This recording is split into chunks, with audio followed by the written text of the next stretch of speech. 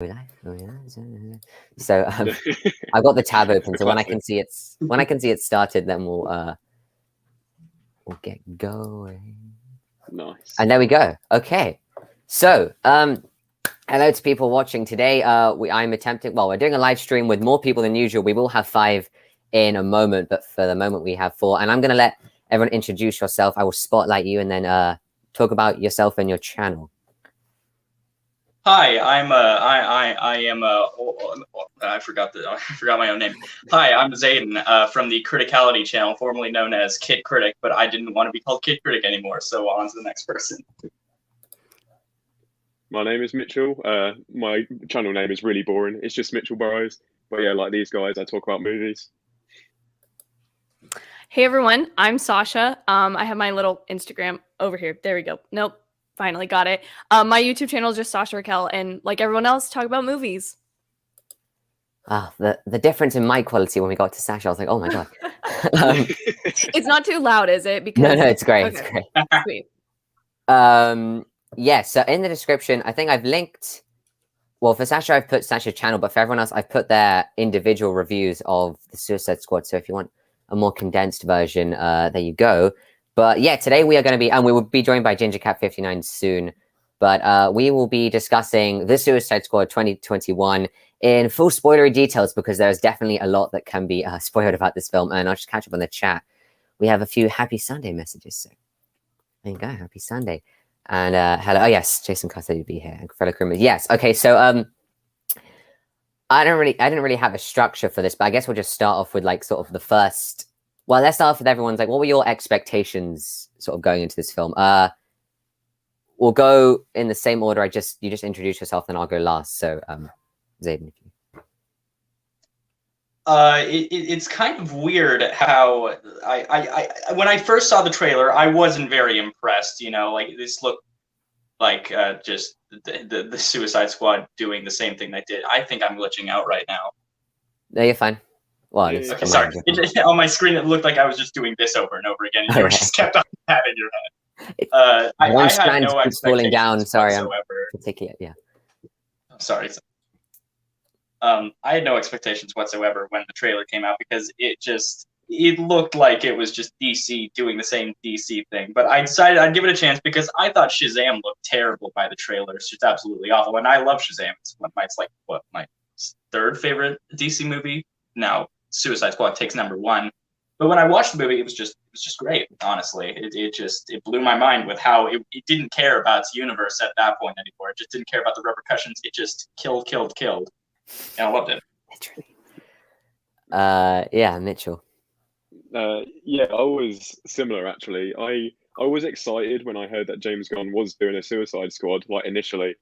But yeah, just like you, with the trailer, I wasn't very, very impressed because I think all of the jokes in the trailer need the context around it that it has in the movie to be funny. So when I actually watched the film, I was quite pleasantly surprised by how funny it was.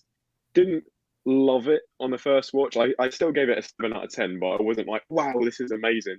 But I've just watched it for the second time, and yeah, now it's gone up to like 8.5 out of 10. I really like it now. It's definitely my favorite DC film.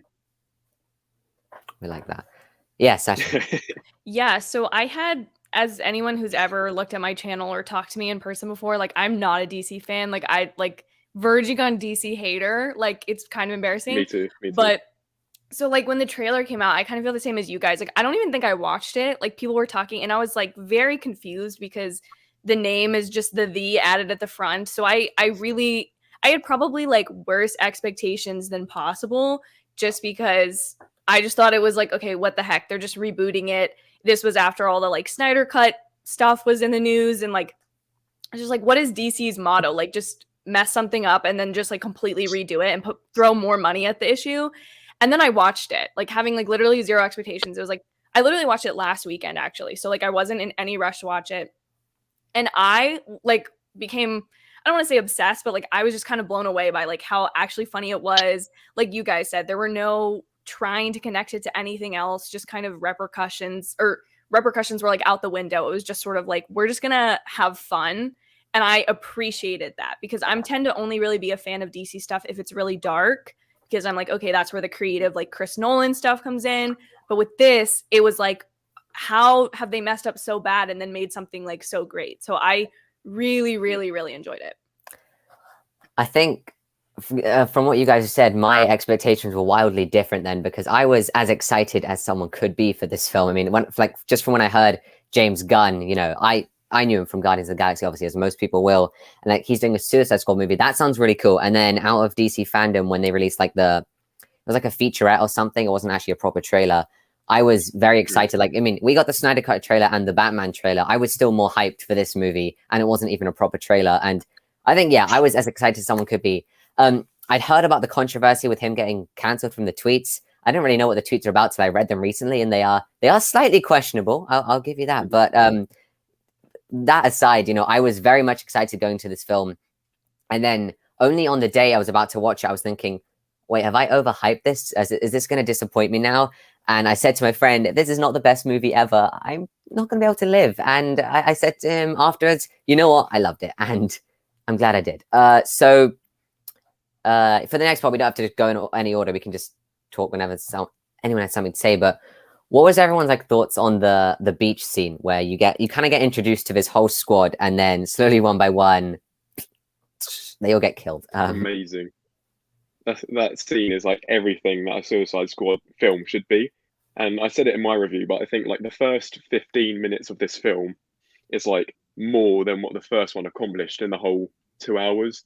Like it set everything up, showed exactly what the tone is, showed it exactly what the stakes is. And literally just like in that first segment, you're not even in the main story yet. And yeah, I think, yeah, perfect way to start the film.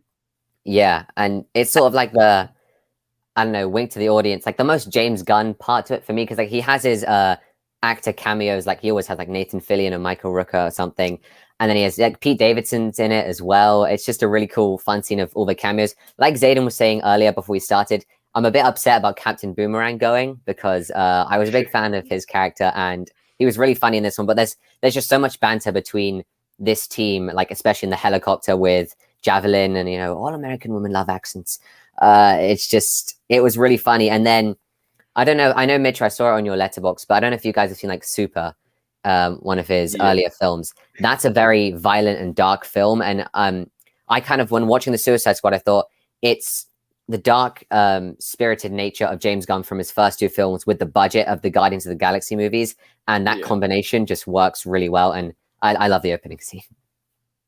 Yeah, I totally agree. Like I just remember turning to my boyfriend who I was watching it with at the time and was like, it took 45 minutes to get this far in the original, like the Suicide Squad. I keep wanting to say like the Suicide Squad, but that's this one. So like in the original, like for them to actually like team up, go on a mission to get introduced to everyone took so much longer, and it just works. Like you don't need to know all this information about all of the characters. You don't have to wait for that all to be set up before we can, like you guys said, just like get us straight into the action, get it established, like what we're fighting for here, and just like get going with it, which I appreciated. Yeah. There's so much show don't tell in this one, whereas in the original it was literally like 5 scenes back to back with Amanda Waller standing there expositing about every single character, whereas this time like the intro with Michael Rooker killing the bird, like instantly you know like he's skilled, but he's also evil, like not really caring. You already know him more than you know like Killer Croc after a whole film basically. And then the thematic cohesion of the bird eating his guts when he's dead. Brilliant. Oh, we have a loading screen. So welcome, loading screen. Special guest loading screen. Hell yeah. Is he frozen? That's a black screen. Living I think for he it. might be frozen. Okay. While we're waiting for I made some banners in preparation, but who was your favorite character from Team 1, so the beach team? Now, you can include Harley and Rick Flagg in Team 1 or as part of Team 2. You want to go first? I'll go first because I know my answer, and it's Javelin. I just think he's absolutely hilarious. Like, I've been following the actor on Instagram. He's a hilarious guy. Like, he's just been like reacting to reviews of the films in costume in a really funny way. He did like a full Olympic style workout to get in shape for this film, only to die without doing anything. And I admire that. And I just think he's absolutely hilarious. So, you know, pretty much all of those characters are joke characters anyway. But you could be really forgettable like Mongal, or you could be really funny like Javelin, or really memorable like Weasel. So that's my thinking.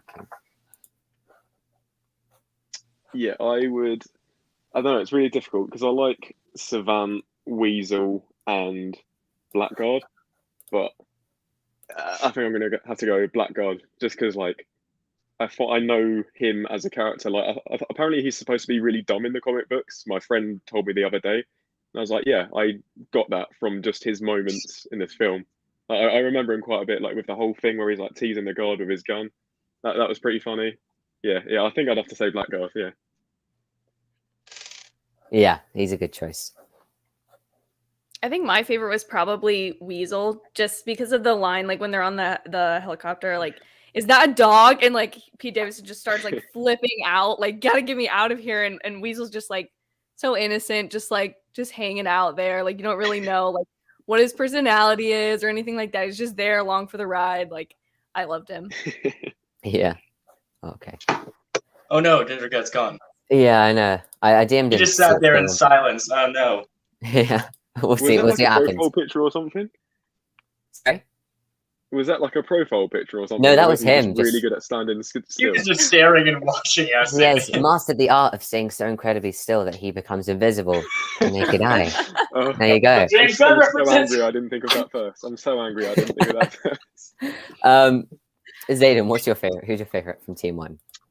I'd have to say probably Captain Boomerang. It's just like I'd say he started off the jokes really great with just like when Javelin was just like, so your name is Letters, and TDK was just like, it stands for me, and Captain Boomerang was just like, all names are theirs, dickhead.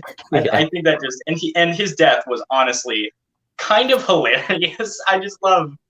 I think I love all the deaths in on the beach equally, but Captain Boomerang's, it kind of did that weird mix of thing where it's just like kind of emotional because he was just like smiling while just getting absolutely destroyed by a helicopter burning down. And like I like how Harley called, like they established a relationship between the original squad members. Like she called him Boomer. I thought that was really funny and nice. Harley did a lot of there's like when they do the opening credits, they sort of whiz around the beach and you see like his hand just stuck up there with the glowing boomerang.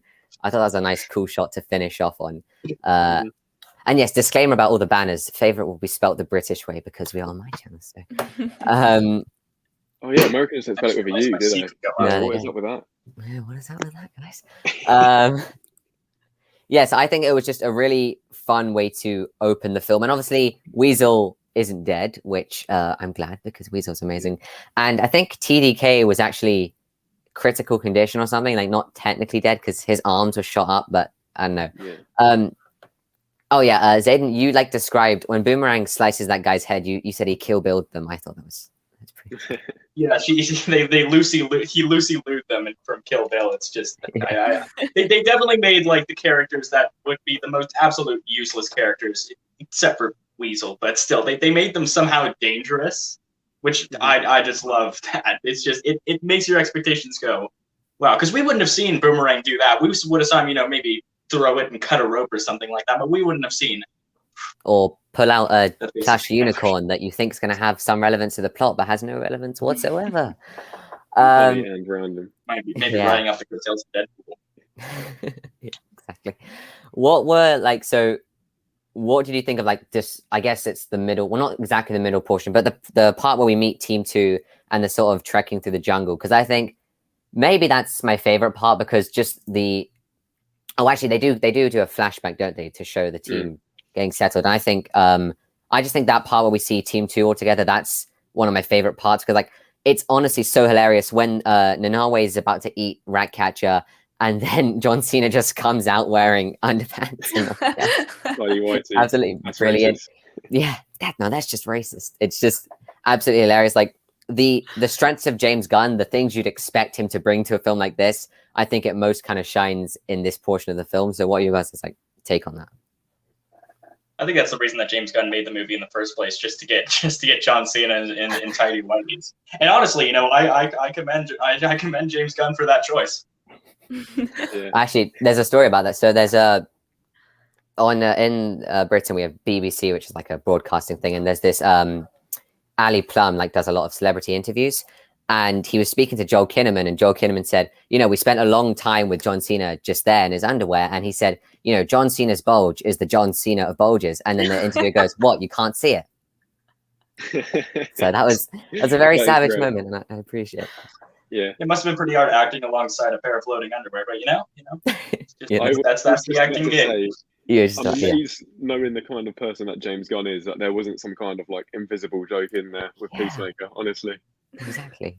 It's funny because originally memes and on Instagram, that's for sure. Yeah. Originally, James Gunn wrote this role for Dave Bautista, and obviously Drax is the other invisible wrestler person. So, yeah, funny link there. That's hilarious. Sorry, I read Pete Davidson. That's fair enough. I mean, he wasn't even in any press or a lot of the press after this film, so he had very minor involvement. But he was a good character. I guess we'll go then. Favorite character from Team 2. Who wants to start? I'll go first because mine's like, I really like. Is his first name Rick? Rick Flagg. Rick Flagg, yeah. Yeah, I just really loved him because from the first movie, he's like non-important, not like why is he even there? Whereas in this movie, like I liked his role of being like the guy that's like stuck with all these like kind of questionable characters all the time, trying to do the right thing, but then at the end of it, like when he has to decide with the hard drive, like he says like, he has this great line, I can't like quote it, but of like, I'm tired of hiding my country's secret for me. Like I joined this to like do good things and like help people, and like now I'm just like a pawn. And I thought his character development in this film was really good, as well as like I just liked having him as kind of like the one not necessarily like super abled character. Like he's just kind of along for the ride, and they're trying to corral people who don't want to be corralled, which is just a really fun dynamic. Yeah, I agree. He was pretty much just the government link in the first one, just the military guy. But now he has a lot more heart, and obviously, like his dying words, "Peacemaker," what a joke! I think that was a really powerful line. And it kind of makes John Cena's character question everything. And I think my favorite, like walking out the first time, it was definitely Polka Dot Man, but the second time, I think Ratcatcher 2 was my favorite. I just think emotionally, like she is probably the emotional core of this film, and just really a funny character as well. And I don't know, I enjoyed Ratcatcher 2 the most, but what do you guys think, Zayden and Mitchell? You can go first, Mitch, if you want. Cheers. Yeah, my answer is Rick Flagg as well, just because I think he's like the most, like he's very professional in like a military sense, but he's not boring like he was in the first one. Like he's got that loyalty and that like sort of, without him, the team wouldn't have their stuff together basically. But just to give a different answer, I think Bloodsport is my second favorite, just because. I mean, Idris Elba just kills it. Like he's funny, but he's also got he's a great action hero sort of thing. Yeah, he's a great character. There's like a bit where he's dangling from the Jotunheim building, and he just keeps falling through each floor. When he's dangling there on the rope, he just does the most British thing. Where he's like, "Oh fuck, oh yeah." Fuck. It's just the most British thing ever. He's just hanging there. Gingercat. I think he's frozen again, but okay. No. Oh no! Damn it! This is an interesting point. My so, tiny greetings. Bloodsport's helmet was actually modeled on the Xenomorph from Alien, and I can see that with like the teeth. Yeah. It's really cool because I don't think he has a helmet in the comic. Yeah, I saw that. I can see that comparison, but I didn't know that it was actually based off of it. That's cool. Yeah, it's really cool, and I'm so glad that we got his character, because originally I think they were trying to have Will Smith's Deadshot back in the film, but whether it was scheduling or whether Will Smith was like, no, I'm not doing another one of these, it had to be replaced with Bloodsport's Idris Elba's Bloodsport. But I think it worked out for the best. Like he's not just the same character. Like him and his daughter have a very different relationship. Why would you want a TV watch? Why? I'm mad that he got stolen and he got arrested stealing a TV watch. That's a funny bit. Yeah. So, Zayden, yeah, sorry, your favorite character. I just want to say, I think Will Smith actually didn't do the role because he was busy doing that King Richard movie. That would have been a weird segue, just like, from doing a ultra-violent, bloody superhero movie to just, a feel-good movie about tennis. Yeah. But I'd have to say my favorite character was just King Shark. Maybe it's because I thought he was going to be the worst character in the movie.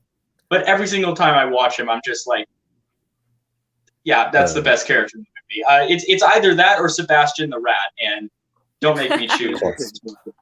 Yeah. Dumb. Didn't think of that one. I think we can all say every character we just mentioned is second to Milton, though, because Oh yeah, Who's Milton. True American Milton. hero, honestly. yeah, actually, I don't think I've ever met a Milton. I mean, it's not a very common name, you know. So one common, like, I don't know, complaint or whatever I've heard people say is like the bit with Harley and the Maltesian whatever, like, dictator leader guy. That bit kind of feels a bit out of place within the film, and I think even though I gush about this film, I give it 5 stars. I admit it does feel a bit weird. Like the pace kind of stops very quickly, and you have it. So, like, what are your thoughts on that house? Oh, at first I'll mention the way he comes out the hot tub and he's just wearing like a speedo or something. I couldn't help laugh because that was funny.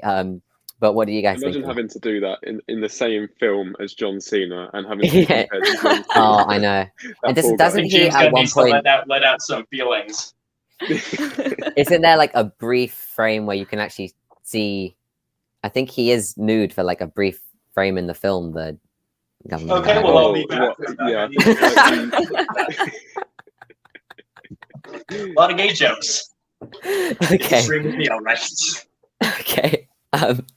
Sorry. Yeah. Okay. Why don't you guys talk about this scene? Or Yeah, I think the first time I watched the film, I think overall I thought the second act had some weird pacing issues. Coming back to it the second time, I didn't think that apart from the Harley thing. Like, I think that is quite a glaring problem in the whole flow of the film. It kind of comes out of nowhere as well. It's like, oh yeah, you're anti-American, and then that's that, and then there's this whole thing. Yeah, I think it was just a little bit bloated and an excuse to have an action sequence, which, to be fair, was probably the best one in the film. I think with the Harley stuff, I feel like I've only seen it the one time, and I'll be honest, like, I started watching it really late at night, like fell asleep about halfway through. So like the next morning I was trying to like go back. So like pacing wise, like I can't give like a good verdict on it.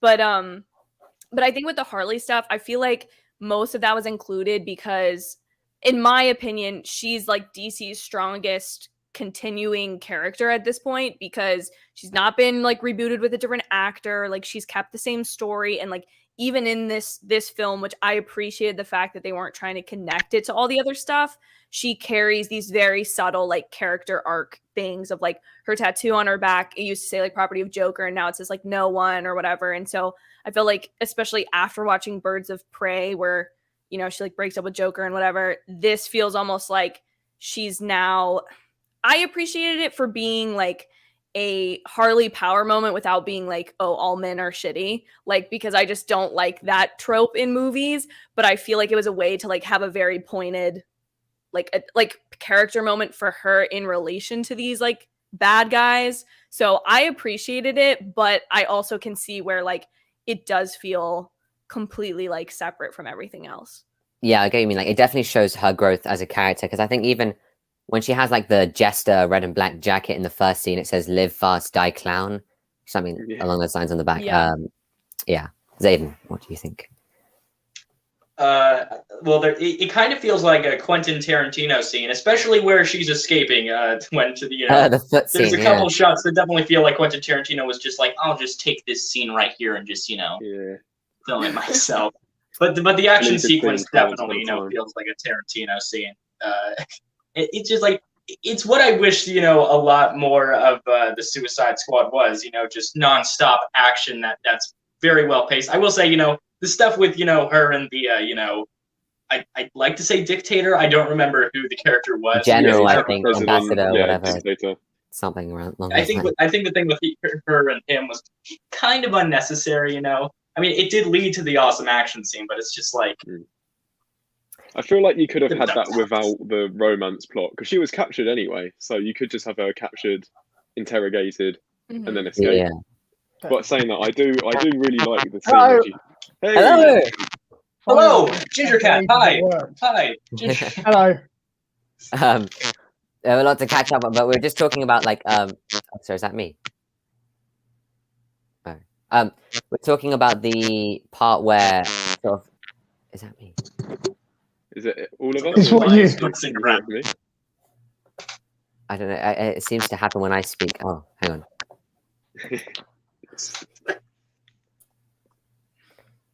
The bit where I love I'm the way gonna- you said that you were just I'm like, gonna talk through the pain. Okay. The bit bit where Harley is with the Quartermatesian, I don't know how to say it, ambassador, and how it kind of slows the pacing down of the movie a bit. That's where we were at. All right. And I think it makes sense why the guy would want to marry her. Sorry, that makes sense. But the sudden romance that blooms between them is very, I don't know, that's weird. I like the song they use, Whistle for the Choir, because the soundtrack is banging, but It's James Gunn. That's what you expect. Yeah. exactly. Sorry, I'm just trying to. Okay. And also, there's like a returning. I think just talk through the pain. Okay, there's a returning sort of inclusion of birds in this film. Like you have the one at the start with Michael Rooker, then you have obviously Bird, and you have Harley when they're in the bird cage, and then eventually they burn those birds. Apparently, James Gunn is a really big fan of birds. And I quoted his tweet and said, "You should direct a Howard the Duck movie." He didn't see it. Yeah. It should, to be whatever. fair. He Yeah, should. whatever. Yeah, he introduced Howard the Duck to the MCU, so it would be fitting. This is true. It really would. Oh, one scene I forgot to mention: when they are at the Resistance base and they're having like this kill off, basically, like Bloodsport and Peacemaker, like no one likes a show off, and that's what they're showing off is dope as fuck. And then you get into the tent. Oh yeah, I swear on my channel now, it's a thing. Woo! They get into the tent, and then you realize actually it's the Resistance people. I laughed so hard at that. It's hilarious. That bit was See, brilliant. And I love that He went- Bloodsport with that scene. Like he when John Cena, said, unless what they're showing off is dope as fuck. Yeah, I was expecting Bloodsport to be like that biggest show off, but he was like, fuck, that's right. Yeah, exactly. Like he wasn't like, a stick in the mud, he was just like, damn it, he's correct. When Did you Peacemaker guys- was going about and with his like knife or whatever, and he was stabbing that guy In the That bit- hospital oh bed, my yeah, he God, just that goes, bit cracked me up. That was brilliant. and like they shoot a fan and then it falls into a guy in a bathtub or something like that, and it's I can't imagine that. What was he? Did you guys think? Because I found that funny as well. But like, did you guys find it weird how the Resistance were still on their side after that? Yeah, like Yeah, that was- Sora or He Sosoya. killed like whatever. 80 of our men, but you know what? Come Yeah. on down with us. Let's kill the dictator. Yeah, like I get why Rick Flag would maybe forgive or just accept the fact that that's what they've done because they're like that. Yeah, But the Sora, I don't know what her name is. She should be a lot more mad. Than Yeah. that.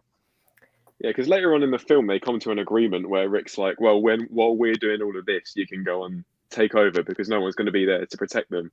And I feel like if they had that deal from the start, I'd be more like, okay.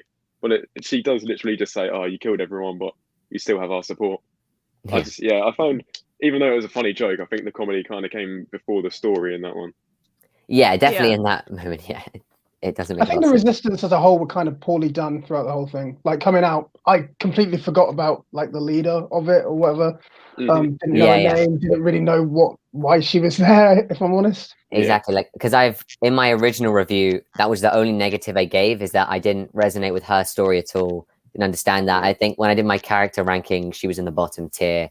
Well, the bottom tier that I put characters into, not the bottom one available. But yeah, it was just a bit of a wasted opportunity, I think.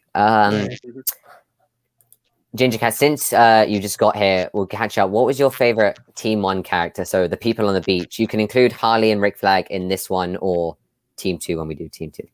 Right, okay. So this is the first team that shows up. Yes, like in a helicopter on the beach.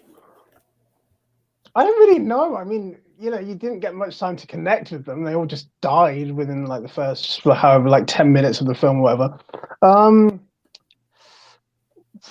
Probably okay, if we're counting like Rick and Harley, then probably Rick. I don't know why. I just thought he was a really cool character. And I'm kind of annoyed that he died at the end because I would have liked to see him like in sequels if they were to do them. But if we're not counting them, then I guess Weasel. It's just gonna have to be Weasel. He was funny. I don't know what yeah, exactly. Like the walk and everything. It was good.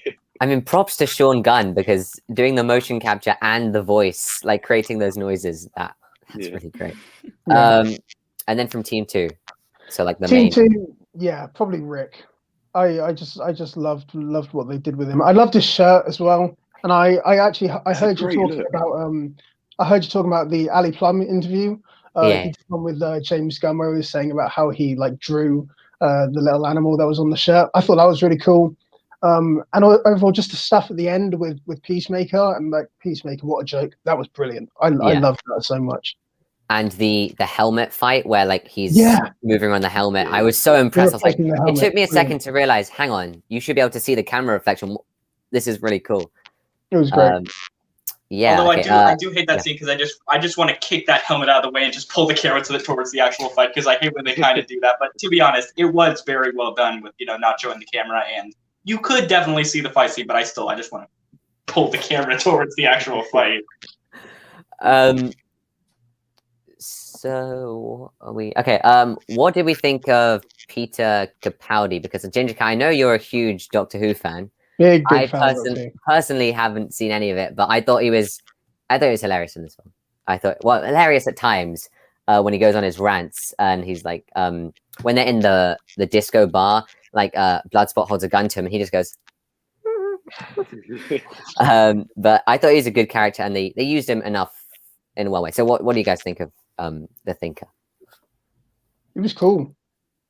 I liked him. I don't have much to say on him, but I thought that what they did with him was pretty cool. Yeah, I think a thing with this film overall is that both I think the direction and the acting brings out so much character in characters that don't do a lot. And yeah, I think the Thinker is just another one where you get so much personality and not a lot of screen time. So yeah, I liked him. Yeah, I totally agree with Mitchell. Like, that's exactly how I feel too. I used to be a really big Doctor Who fan too, and I stopped watching when Peter Capaldi became the Doctor. I was 11 is my guy, Matt Smith. But when I see like the opening credits, I see Peter Capaldi, I'm like, wait a minute, like it's very far filed back, and then I saw him, I was like, what?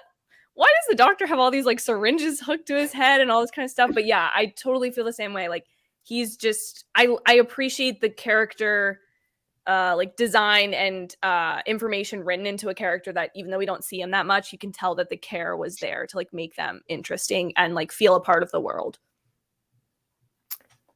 They definitely made him very evil. They didn't shy away from that, when he was talking about when he was like walking down the hallway with all the Starro clones. I call them Starro clones. I know there's probably a word for them, but I just call them clones. And when they were like speaking about how evil he was and how if he apparently had his way with some of the women. Yeah, he's definitely not a very likable fellow, I'll say that much. But I think his design was cool, and I think that Peter Capaldi, his death was also really awesome. Where the Starro was just pulling his limbs off with the to make a star, just, like, out a window. Yeah. Boom. One of my favorite scenes, and I swear we get introduced to him, is the bar or the disco, because it's like a much quieter moment. Like, it doesn't feel like an abrupt stop. Feels like a natural sort of break for the characters. You get all of them dancing, which like when John Cena's doing I thought that was really fun. That was brilliant. And you see them actually kind of bond. They're just like sitting at a table doing shots or whatever, and that's really funny. But then I don't know what the shot's called, but like Polka Dot Man, Anthony Crow is just dancing, and then James Gunn does this like really cool shot where he rotates around him. I thought that was really cool. And then everyone turns into his mother. That's great. That's one of the best recurring jokes in the film, I think. Definitely, yeah. It just brings unnecessary depth to the character, because apparently, he really hates his mom. He based around, when he kills people, he thinks of them as his mom. But, he's also apparently comfortable around his mom to the point where he imagines everyone around him to be his mother, so he feels more comfortable dancing. Yeah. It just shows how much of a weird guy he is. Yeah. I'm going to catch up on the chat a bit because we've got Margot Robbie said she'll keep on being Harley Quinn. Yeah, like she's my favorite DCEU character, I'd say, just because of growth throughout the movies. She just stayed the most this is her best film as well. Yeah. Like 70s is tied to the character of Peter Quill. That's why Guardians focuses on that. But this was just cool songs that he wanted to include. Early bits by Shazam. Shazam's good. I don't think it's better though. I love Shazam, but I probably couldn't, I probably couldn't put it above others, especially since there's a lot of incontinuity within the film. But that's we're talking about the Suicide Squad, not Shazam. Yeah. We have Chris in here. Hello. And he said top 2 for this year. A recent movie. I'm assuming that Shang-Chi would be the recent movie, which I'm very excited. And yeah, he says, see, I actually think I bought this from his merch store, so there you go. I like it. Peacemaker by early James Gunn movies. That would be cool. But I think I had an interview like this Peacemaker show is supposed to have a lot of action compared to most superhero shows or whatever. So I'm very excited for it. I don't see how it would be influenced by his earlier films, but I don't know. Maybe just like really dark and like. I guess so. Yeah. There's a bit Hopefully of. it's not like Super. That's all I'll say. See, we have very differing thoughts, but you're on my ranking. Because I don't know if so in Amanda's Waller sort of like government team, you have like the blonde-haired woman. So that's Jennifer Holland, who's James Gunn's girlfriend, and she's apparently having a bigger role in Peacemaker. So a bit of nepotism, whatever, going on there.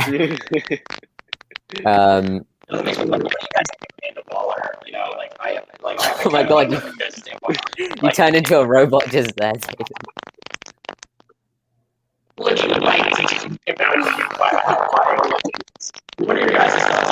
You sound like a robot right now. Your voice is very crunchy.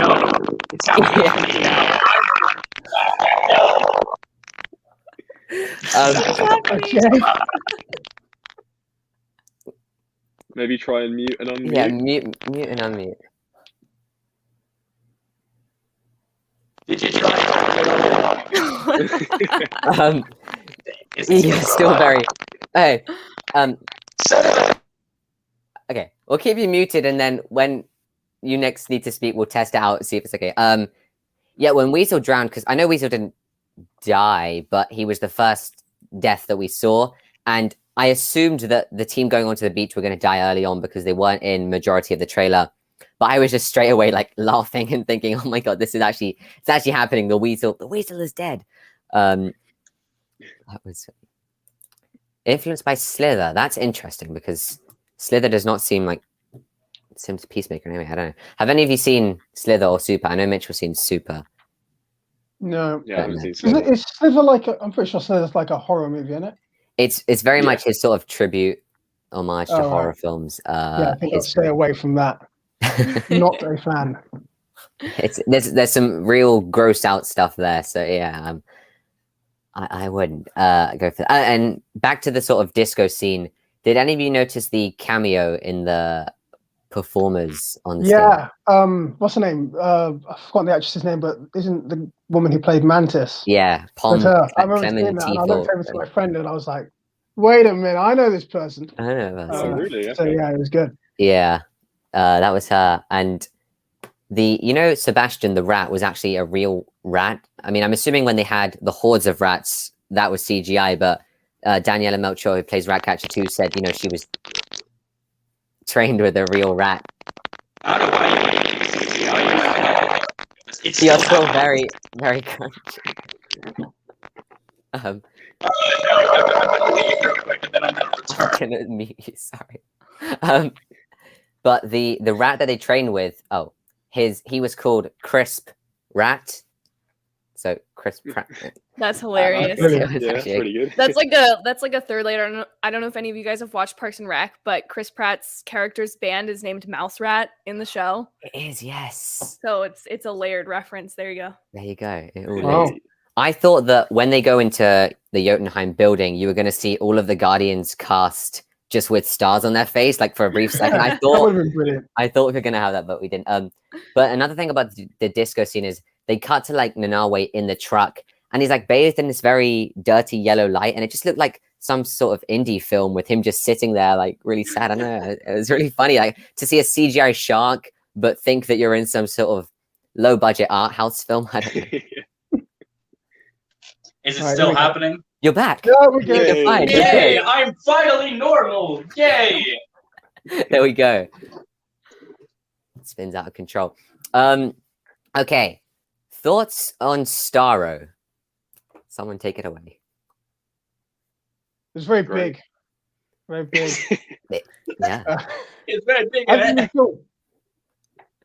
Sorry. Is he that big in the comics? Because I've seen like a panel of Batman like cuddling him, and he's tiny.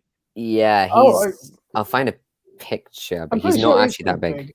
because I'm pretty sure it was like the Justice League where it first showed up. I'm pretty sure it was the first Justice League villain. Yeah, it was like one Yeah. of her And it's earlier like all of films. them, and he's like big in the sky and stuff. So Oh, okay. Yeah, because I have Um, seen a panel where Batman's like hugging him, and he's like a pet to Batman or something like that. maybe That it's might be one of the little smaller ones, starfish, though. yeah, face. Oh things. yeah, maybe. He's not Yeah, there you the go. green's probably Very big. Oh yeah, Yeah. yeah. But, Fun like, fact, they I think can, like, James Gunn walk was in scared on of him. Starro when he was a kid, so that's a just full circle, you know. Yeah. I thought he was like the shot where he just emerges like this, and then you have Starro the Conqueror versus the Suicide Squad. It was Yeah. so self-aware comic book movie, and I just think at Really that great. point I was like, yes, you've got it right. You've managed to do it well. A character like Ratcatcher 2, whose powers kind of seem a bit weird. She ends up pretty much killing the star with the rats. So I think they utilize that very well. And also, it's a comic book film. You need a mindless army of people, so the star's latching onto people's faces. I thought it was going to work like Aliens, Xenomorphs, where they were going to, because they referred to the humans as hosts, so I thought they were going to chest burst or whatever, some stuff like that, but they didn't. And I think originally James Gunn wanted Superman to be the villain in this film, which He's I still don't know. considering that for the sequel. Is that right, Yeah. or am I making that up? Probably. It's something he'd do, because obviously they have the line where it says Bloodsport has shot Superman, put him in the ICU. It's just a cool thought. And then I was going to say something. Oh, yeah. So I can't remember who mentioned it earlier. I think it was Mitchell, but like the sort of anti-America message of this film. I just thought it was funny that the villain was a giant star, because obviously stars are very prevalent on the American flag and everything. And it's just, I don't know. I don't know if that was intentional or not, but yeah, I thought this whole Starro scene was cool. And then Gingercat, I know you mentioned this in your review, the music Ratism, which plays at this moment. That's Really brilliant. amazing piece of music, just glorious, uplifting, everything. My bio on Instagram right now is a quote from Taika Waititi's character in this film, because I love that scene and I get carried away by it. But anyway, I'm gonna shut up now. Someone else, what do you think of the Starro killing scene and everything? I think that's interesting that you guys bring up that. I didn't know that about him considering Superman as being the villain, because my only like kind of gripe is just, I appreciated this movie, like I said before, for not trying to make connections to anything else. The only line they use, and I know it's like to easily like show Bloodsport's power, is be like, oh, he put Superman in the ICU or whatever. But like, to me, I was like, okay, so you've established that Superman exists in this world by that one line, and then you're going to tell me a giant star creature is like about to destroy this whole like country, by just like attacking people, and like Superman's not going to show up. Like, obviously I knew he wasn't going to and stuff, so it's interesting that like there was all that kind of connection to Superman. I thought overall though Starro was fine. The only thing is I saw a bunch of memes on Twitter before watching this movie, because I wasn't really like avoiding spoilers, and I'd seen a bunch of like, oh, Starro was just chilling in space before the Americans stole him or whatever, and I was like waiting for more of a backstory on that, and then it just never came. So I was like, okay, people have like attached more meaning to him than like he was in the movie. But I don't know, I thought it was, like you said, Josh, like it was like Starro the Conqueror versus like the Suicide Squad. Like, I like that tongue-in-cheek, I appreciate that. And then the whole like Harley like in his eye like swimming, like it was kind of gross but kind of funny at the same time, and kind of sick. So I was like, okay, all these emotions, I don't know what to focus on first. Have you guys seen the meme where it's like Godzilla and Kong fighting, and then they're running away from Starro? Yes. Oh, that's funny. Zayden, I know you have you have thoughts on the Harley Quinn inside Starro. Oh, what can I say? It looks horrible, honestly. Like I like obviously the rest of the CGI in the film is stellar. Like Weasel looks great. King Shark looks great. Starro looks great. But for some reason, they just couldn't do it like with Harley Quinn's face. And like obviously, I have my gripes with a lot of CGI films, but like it was very well done here. So to see like just a weird, uncanny face just going.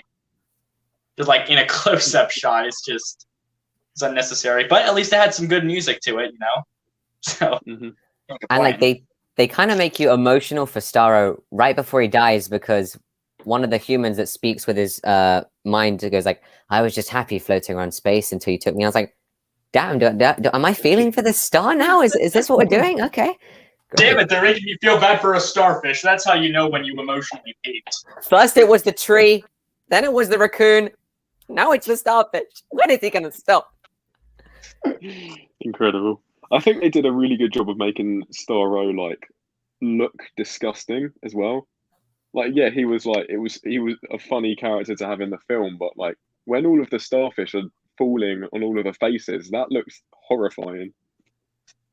Just like, that's apparently my interpretation of the scene. I love what I think we all could agree that when that's probably one of the funnier scenes, just when they're all coming down and all of them are just getting splat in the face. Why are you all suddenly zooming in with your cameras? Happened with Sasha, now it's happening with you, Josh. I'm probably next, oh no. Is it zooming in? Okay. Yeah, it like randomly zoomed in at one point. Now you're like on this side of your screen. Same on my screen, nothing changed. Yeah, nothing changed here either. Okay. Oh god, it's just me, isn't it?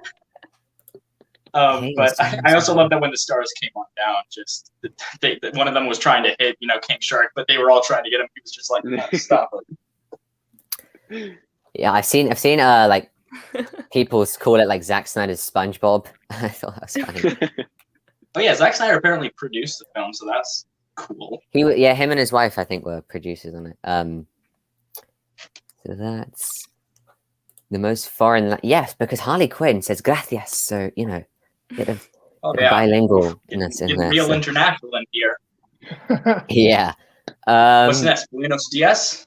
Oh my god! Stop. I can't think of anyone else got. Oh, I can go back to my see. Whenever there was a lull, I created banners for this specific purpose. Okay, favorite death.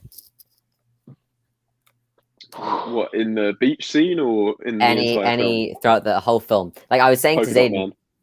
Yeah, well, easy. Because he's the most emotional. The deaths at the start are the most funny, and then Milton is the one that is the most memorable. But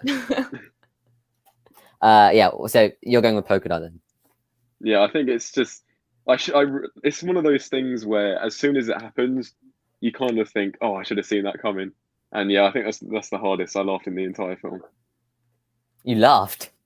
I did, yeah. Just because it came so out of nowhere. Like the music was building, and it was like this massive. Josh came up this feeling like, "You laughed.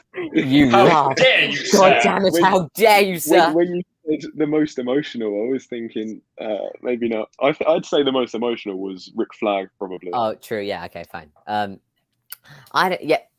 Rick Flagg was the most powerful, maybe because of his line. Peacemaker. What a joke. But I don't know. Avner Krullway's like, at the start he says he hopes he dies, and then he like you have the "that's your mum" scene, and he finally does the polka dots, and then his last lines is like, "I'm a motherfucking superhero," and then shot, dead. I mean, I am sad that he's dead, and I didn't want him to die, but it's like one of those things where James Gunn just couldn't help himself, and he had to get that punch in there, and I just find it funny. Yeah. Maybe I'm a sadist. I don't know. What was everyone else's favorite death? Well, mine would probably be. It's not like an important character. Don't even know the name of them. They don't even have a name. But there's this one part where King Shark, I think it's in the trailers as well. He picks some guy up and then he rips him apart. I think that shot was so beautifully done. The cinematography there was just. I don't know why. I just loved it so much, and just seeing it in the cinema, seeing him ripped was brilliant. I preferred it to when the Thinker got ripped in half as well, in a similar way. Yeah, because it's very white, pale background. Then blood is very red and you can see clearly. He sort of pauses on it, so you get that comic book frame, like Mortal Kombat kind of thing. Yeah, like lightning flashes in the background. And but yeah, Zayden and Sasha, what are your? I think mine was probably is it Javelin, the one who tries to give his javelin to Harley Quinn. And he's like, use this for, and she's like, what? Hello? And I think that just set the tone for me for the death. So I kind of feel the same way as Mitchell when Polka Dot Man was smashed. It kind of was okay, even the characters that we've been with this whole time, he's gonna make it a joke. So that first one established that for me, and I just thought that was hysterical that he's just like there, and then he goes silent, and she's like, "Are you kidding me? Like, tell me what I need to know."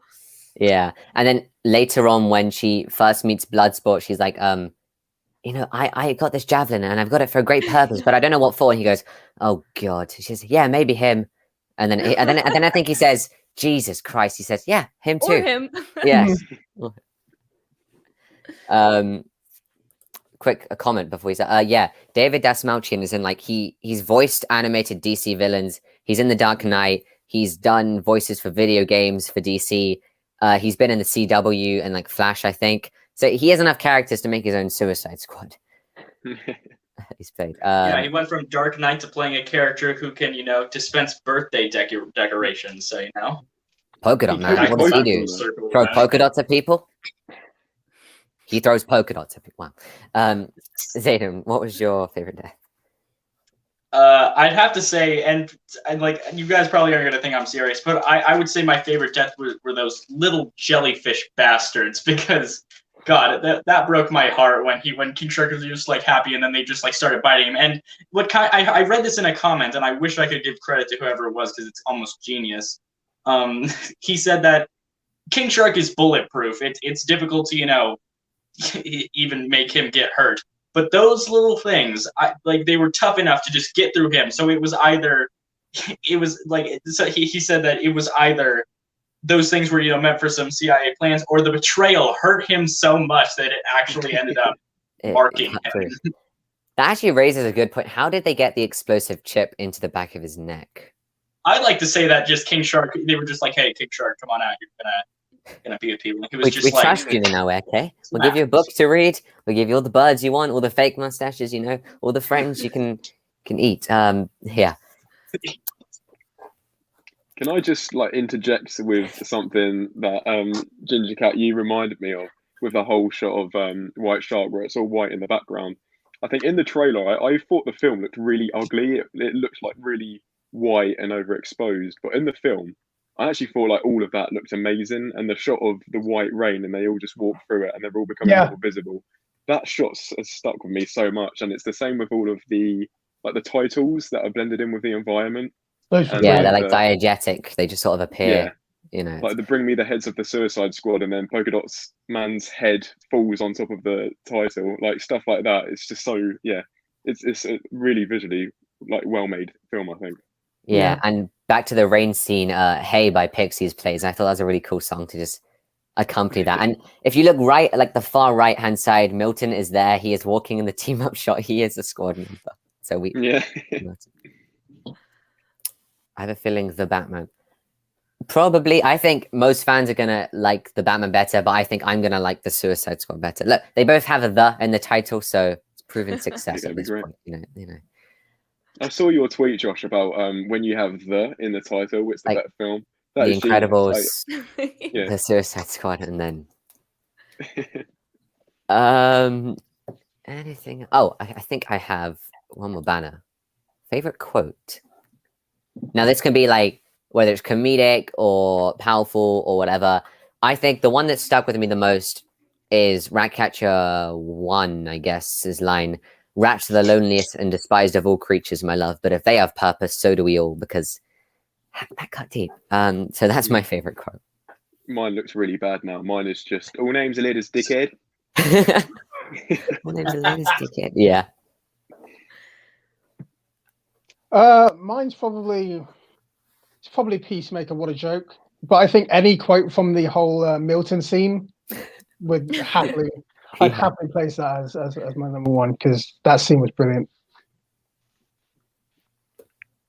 I just had mine and now I forgot it. I literally just had it. It's the worst. Well, we have a comment. Is their favorite is "I'm a superhero," which yes. Oh yeah, by Polka Dot. You know, Yes. Polka Dot. Oh, Polka Dot. Oof. Zayden, I think I know yours. New dumb Take a guess, friends. take a guess. Sorry. No, he's okay. This is a brief spoiler, but I don't care. For my James Gunn ranking, Zayden is going to be doing a small voice cameo of Nanawe, and he sent me all the voice clips, and I've been listening to them, and they're brilliant. So stay tuned. I remembered I what mean, mine that was. probably would be one of them. Oh yeah, what I was think- yours, Sasha? I think mine is when they are like they're doing like the kill off of like the resistance, and he's like, yeah, unless it's like, what is it, like, unless it's dope as fuck or whatever, Yeah, and he's yeah. like, Unless oh what yeah, they're you're showing off right. is dope as fuck. Yeah, exactly. True. That just took me so much by surprise because it was so like intense of a moment of them just like killing all these people, and then it just brought the humor back to it. So I loved it. Yeah. I But think, Zayden, what actually is your favorite? Sorry. You wouldn't expect it from how much of a moron I am, but I definitely would have to say Ratcatcher 1's quote, like Josh's, was definitely the best. Because at first I was like, oh, come on, why didn't they use Taika Waititi for more? But then I was just like, you know what? That line is just so good that honestly, I feel like Taika Waititi did a full performance just for that line alone. Much better And than honestly, Free Guy. What? What? I have my things with Free Guy. No, Taika was supposed to have a bigger role, but he was doing some sort of film that I think has fallen through at this point. I don't know what it's called. I can't remember. But then he came back to do that role. So hasn't seen the movie, so he wouldn't know. Okay, sorry for all the spoilers, but you're warned. We have to give an honorable mention. We mentioned it like right at the beginning, but we have to give an honorable mention to it. Now that's just racist. Oh yeah. That one was good. That was good. Yeah. I think also that's your mum. That's got to be up there. That's your mom. That if he wasn't English, that would completely fall flat. Oh yeah, But I know. think, like, Oh just my like, god! oh, yeah, that's Polka your dot man, mom. that's your mom, dude. It's your The mom. way that he says, That's like, your mom. that's Doesn't your work. mom. Just when mom he's soul. English, it just sounds so much angrier. That's your mum. Yeah. Brilliant.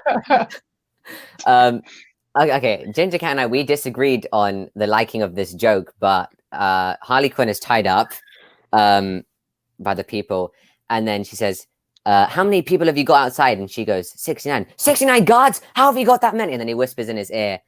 I personally found that quite funny. Maybe I'm childish, maybe I'm immature, but personally, I found that joke funny. I don't know why That they did was this like- with Harley, where they just like, of course I like the 69 jokes because they took it far too seriously. They were just how do you have 69? But like they made her really like memey. Like they made her say, "Are you joshing me, Boomer?" Mm. Well, of course she was saying Boomerang, but I mean, still, they knew that what they were doing in the writers. They knew exactly what they were doing, and of course 69. But yeah, they made her like all modernized, which I mean, I'm hoping doesn't come up if there's another Birds of Prey movie with her, because I don't want that for an hour and a half. Right. I think if there's one person that's going to say it in the film, it is going to be Harley. I think it Yeah. works with her. Yeah. But yeah, I think if Bloodsport turned around and said it, I'd be like, nah. Yeah, that wouldn't be believable. I remember I was going to say something ages ago when we were talking about them killing off the resistance people. Okay, so back in fandom, actually mention of fandom right here, in DC fandom, when they showed the featurette, John Cena said, I was told to play a douchey version of Captain America. And when he does the line and he goes like, unless what they're showing off is dope as fuck. And he, I don't exactly want to replicate this shot, but he, you know what you're talking about. That made me think that is a douchey version of Captain America. So I think he got that right. Although I would have loved Captain America to do that. I mean, imagine. You want to tell me about it? No, I don't think I will. The next episode of What If? Yeah, exactly. What if Captain America was a douche? So within DCEU comic book films, where does this film sort of place for all of you guys? For me, and this may seem like a rash decision, it's my favorite comic book film as of now. It probably will change. Shang-Chi will probably take it over because it looks great. But for you guys, where does this rank among DC comic book whatever films? Yeah. Whoever wants to. It's in the top 5, definitely. Yeah, sorry. For me, it's definitely top 5. I think I'd probably place it in 5th place of favorite comic book movies. Do you want me to give you like a list of them? If you want, that'd be great. Yeah, I think off the top of my head, Suicide Squad, then Avengers: Infinity War, then The Dark Knight, then Spider-Man 2, and then Spider-Man. That's my top 5. Solid. Yeah. Mitch, what did you have? I think Oh, I nice. haven't seen the Snyder Cut or Wonder Woman, but I think this is leaps and bounds ahead of any of the DC films I've seen so far. Like, it's not even the best just by a bit. It's like easily the best for me. Yeah, I would agree with Mitchell. For me, like DC wise, it's one of the first that I liked, like off the bat, didn't really have any problems with. So like it has to be at the top. For comic book movies overall, I would say it's probably like middle of the pack just because I don't like have the same connection to these characters that I obviously do to like literally anyone in the MCU, just because like I like those characters more. I've seen them more longer. But I definitely think I prefer it. I just don't know if I would prefer it to something like, I think I prefer it to the Snyder Cut, but I don't know about like the Nolan trilogy. Like if which takes the cake, because filmmaking wise, they're so well done, but so like different from each other that I don't know how to compare them. Yeah, that's fair enough. Zayden. Oh, I was just like, oh, everyone's stories are so good. I definitely have to say it's my favorite comic book movie, and that's not because DC is better than Marvel. It's the film we've all been waiting for.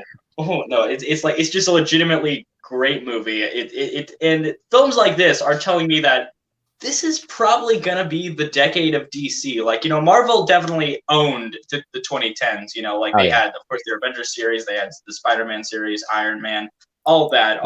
But with films like this, it started off a little weak with Birds of Prey and Wonder Woman 1984, both films that I don't hate, but sorry, I love Birds of Prey. Sorry. I definitely, this film's just telling me that this is probably going to be DC's time to shine. And with like the Flash and the Batman, they're going to be. I think Marvel is very sort of like directionless at the moment, and I feel like DC is probably their time. I mean, it's not like it's multiverse, Young Avengers. They've got a lot going on. I mean, but it's like they're all these different places, whereas before it was very clearly all building towards Infinity. One thing. Yeah.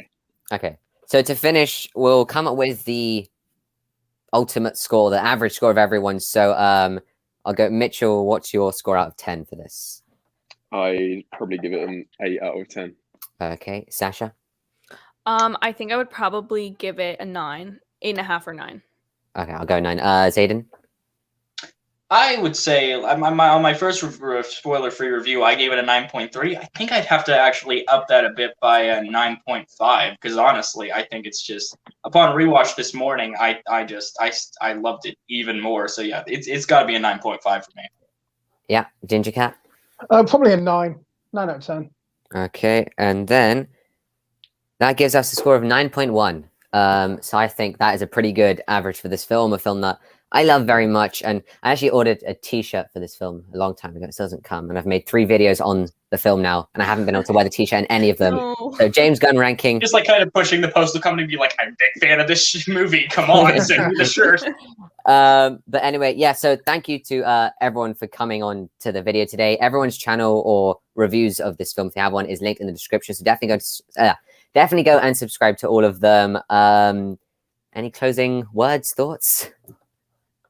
Can I just throw a question out there? Yes, go ahead. Do you guys think this is better or worse than the Guardians of the Galaxy films? Better. Yeah, better than the second. Well, actually, better than both. Yeah. For me. I think. I haven't rewatched the original Guardians of the Galaxy. I would definitely say it's better than the second one because I really don't like the second Guardians of the Galaxy. But then I just think about all of the like title cards that we talked about that like James Gunn did in this movie, and I'm like, that just takes it for me over like OG Guardians of the Galaxy. So I don't know. But then that soundtrack, Guardians of the Galaxy, I'm just like, Zayden, do you have any preference for Guardians or Suicide Squad? Oh God, that's a question. Well, it is. It is. Yeah. I'd have to say Guardians of the Galaxy. It's just like I love this one, but I love both of the Guardians of the Galaxy movies. And 2 movies versus 1. As much as I love Suicide Squad, it's the Suicide Squad. To hell with Suicide Squad. The words. Title's so confusing. They could have just put a little thing beneath it saying we really fucked up. Good Please one. let us do another. But I definitely have to say Guardians of the Galaxy. Like, are we counting both the films or just the first? I think both. Or I mean, yeah, if you prefer it to one, maybe just do like a top 3, maybe. Sorry, everyone. This is my podcast now. yeah. I definitely have to say Guardians, though. If we're counting, both of them Okay. combined, I definitely might say Yeah. if it's just like first against the Guardians, if it's the first Guardians versus the Suicide Squad, yeah, it's definitely Suicide Squad. But both can't compete.